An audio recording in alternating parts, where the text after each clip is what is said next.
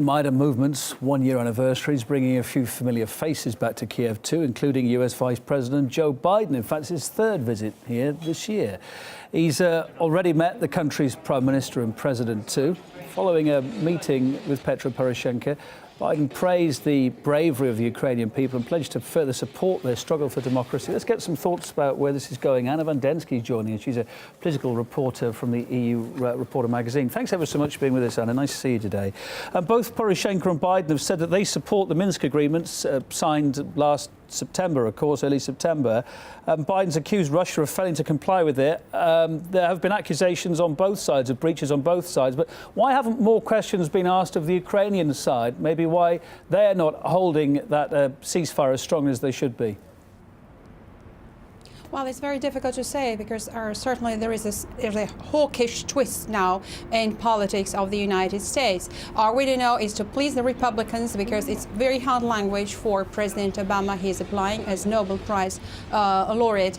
The point is that the whole context is shifting towards our military solutions, although verbally they continue to say that it would be only solution would be a political solution.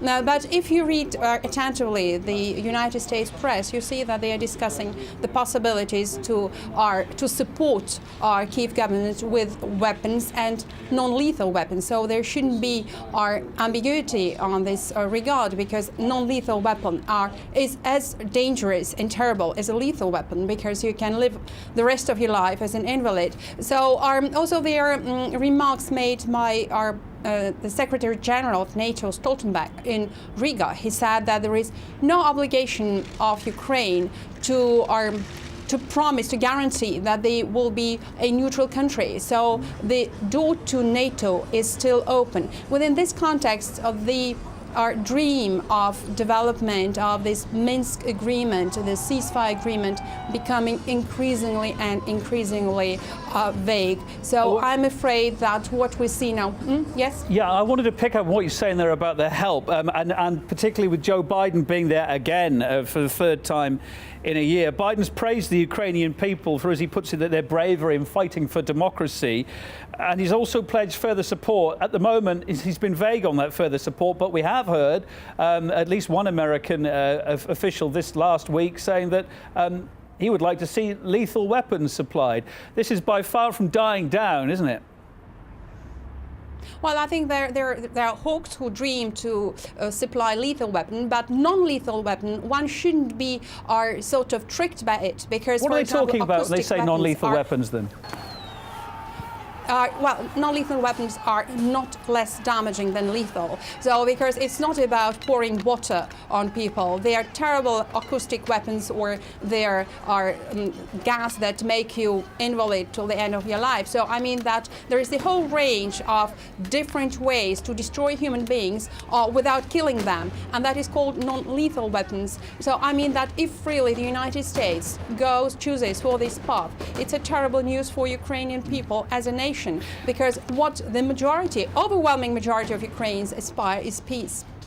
With so many people walking on eggshells at the moment, how wise is it that Joe Biden's come back for a third visit? And indeed, he's been accompanied as well by the State Department's European chief, Victoria Nuland. Now, she was there handing out sweets and goodies at the Maidan uprising when that started off. How wise is it diplomatically that they should be back there at this very awkward time, do you think?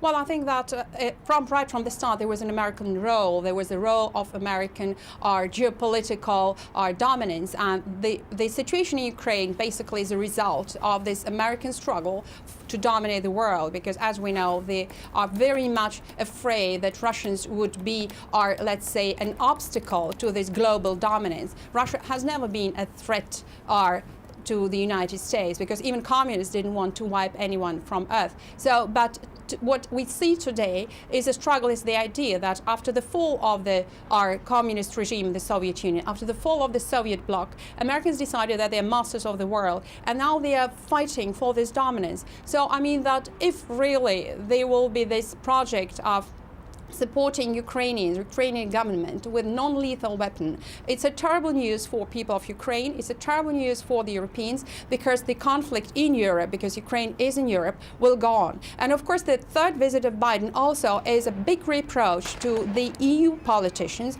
and its new leader, the top diplomat, Federica Mogherini, because Europeans are losing the lead.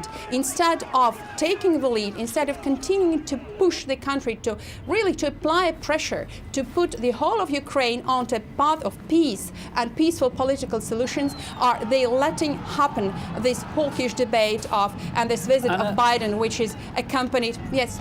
Anna Vandensky, we've got to leave it there. I know you could talk for a lot more. This is a subject you're passionate about. We do appreciate it from EU Reporter magazine. Thank you for your time.